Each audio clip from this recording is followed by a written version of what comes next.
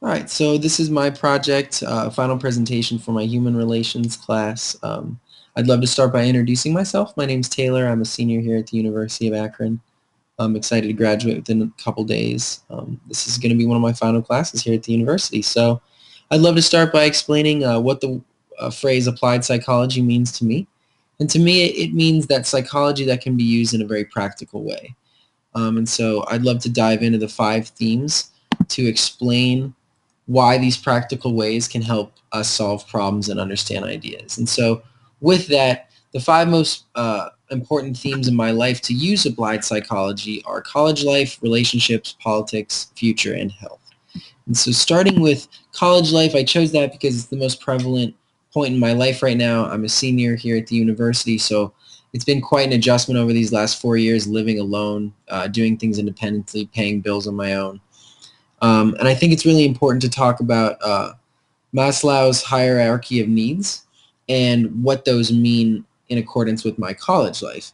Well, Maslow wanted us to understand what motivated us, and whether that's unrelated to rewards or unconscious desires. Looking at the hierarchy of needs, everyone wants to reach that top self-actualization.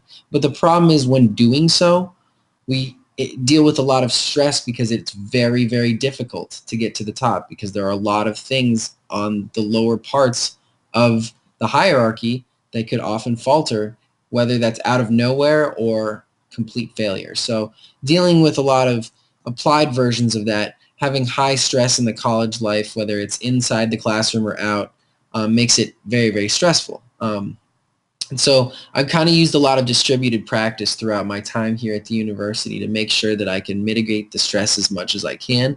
But of course, as we're going to get on later, it's very, very difficult to do so.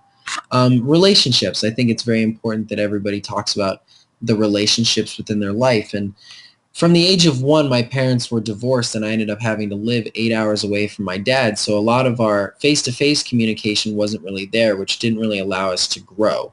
And so I wanted to bring up Sigmund Freud for a second to talk about the structural model of psyche and how the superego in my life was very difficult because my parents had cultural differences which affected our relationships. It was very hard for me to morally pick which one I should listen to sometimes because oftentimes they would have differing opinions on what I should do with my life. And so that would often affect my socialization because I ended up moving away from my mom and living with my dad halfway through my life, which completely changed the way I perceived things for a long time in my life. And so looking at that from a moral perspective, the back and forth relationship between my 2 parents is really, really prevalent. So politics I thought was a very major theme in my life. I'm currently the undergraduate student government president here. I'm also a political science major, and so I spend a lot of time looking at sustainability of the world and how I can help towards that. And I use a lot of persuasion in my profession, which is why I wanted to bring up McCrae and Costa's 5-factor model. I think the most important one that applies to me was the neuroticism and having confidence, because I know that it's one or the other. Oftentimes I have a lot of confidence in what I do, but I also have high anxiety because there is a lot of stress going on in my life. And so sometimes when I get stressed out easily or have anxiety really easily, it takes a toll on me mentally. But making sure I use a lot of the self-monitoring techniques to try to mitigate that, as well as talking before about distributed practice, I think is really, really important when managing that anxiety. Another way that I often get this anxiety is looking at the future, which is a theme that I believe that everybody should have in their life, because when you're looking at your future, you have to make sure that you're working towards a common end goal of self-fulfillment.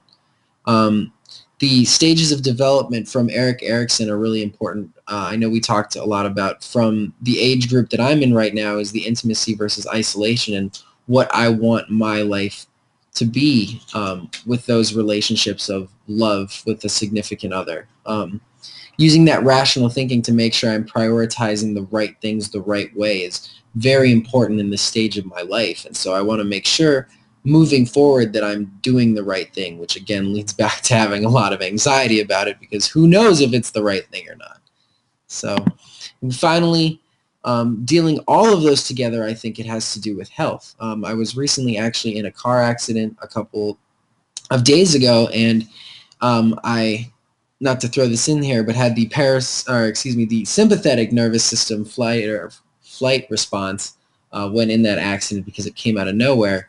But dealing with all of these physical health issues and mental stress and anxiety, I have to deal with a lot of stress management in my life, and so I have to make sure my mental health is as good as it possibly can be.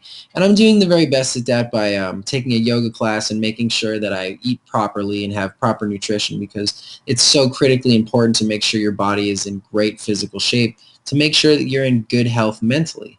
So all of this accumulated is how I feel about the applied psychology for this class. And so thank you for allowing me to be in your class. I had a great time, and I hope you enjoyed this presentation. Thanks.